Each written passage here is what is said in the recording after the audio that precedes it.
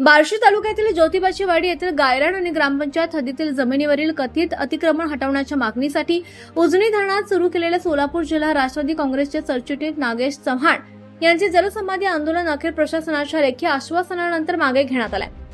आंदोलनाची दखल घेत निवासी उपजिल्हाधिकारी अभिजित पाटील यांनी संबंधित प्रकरणात 3 महिन्यांच्या आत आवश्यक कार्यवाही पूर्ण करण्याचं आश्वासन दिलं।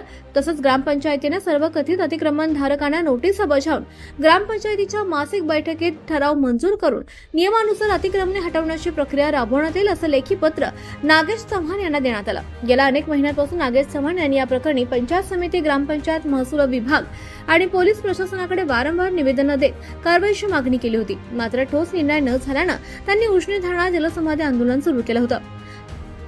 प्रशासनाकडून मिळालेल्या लेखी आश्वासनानंतर चव्हाण यांनी आंदोलन मागे घेण्याचा निर्णय घेतला। यावेळी त्यांनी सांगितलं की प्रशासनाने दिलेल्या आश्वासनांची अंमलबजावणी होते की नाही यावर आमचं बारकाईनं लक्ष राहील। 3 महिन्याच्या मुदतीत जर कारवाई झाली नाही तर 27 ऑक्टोबर 2026 रोजी यापेक्षा सुद्धा तीव्र आंदोलन करू असं त्यांनी म्हटलं।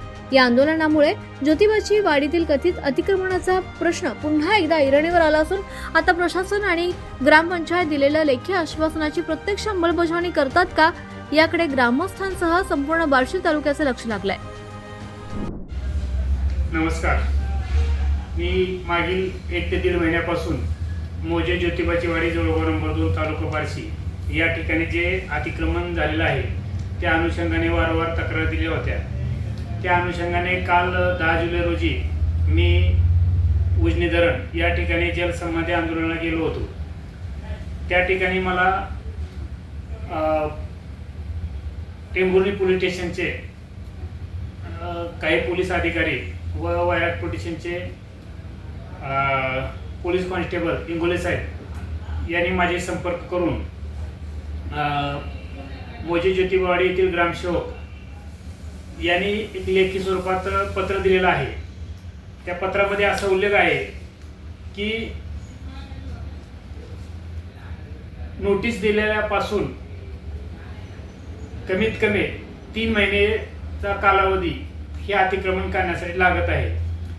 मी भाऊसाहेबांना सांगू इच्छितो की शासकीय तरतुदीनुसार महाराष्ट्र ग्रामपंचायत अधिनियम 1959 कलम 53 नुसार ग्रामपंचायत हद्दीतील व गायरान हद्दीतील तसं जर नियमाने बघितलं तर 1 महिन्याच्या कालावधीमध्ये अतिक्रमण निघलं पाहिजे। परंतु तुम्ही मला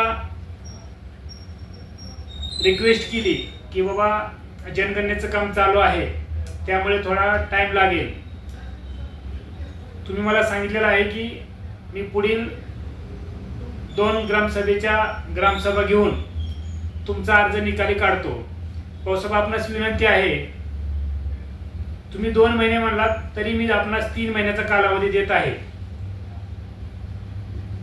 तुमचं पत्र व्हॉट्सअपला मला मिळाल्यानंतर मला निवासी जिल्हा अधिकारी यांचाही फोन आला होता की तुम्ही जे काय तुमचं लेखी म्हणणं आहे ते सोलापूरला येऊन द्या म्हणल्यानंतर मी काल स्वतः कलेक्टर ऑफिसला जाऊन निवासी जिल्हा उपाधिकारी यांना भेटून माझं लेखी स्वरूपात त्यांना म्हणणं दिलेलं आहे की मोजे ज्योतिबावाडी येथील जे अतिक्रमण आहे ते जर अतिक्रमण 3 महिन्यामध्ये नाही काढलं तर मी याहीपेक्षा तीव्र आंदोलन करणार आहे असं बोलल्यानंतर भाऊसाहेबांनी लगेच तहसीलदार यांना आदेश दिला आहे आणि तहसीलदारांनी पण मला सांगितलेलं आहे की बाबा पुढील मुदतीमध्ये जे तुम्हाला मुदत दिली त्या मुदतीमध्ये जवळजवळ ज्योतिबाची वाडी येथील अतिक्रमण आम्ही काढून घेऊ।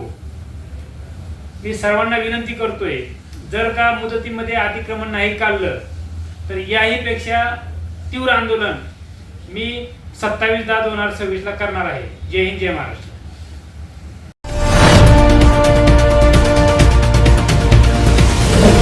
आरंभ पर्व न्यूज, आरंभ एका नव्या पर्वाचा।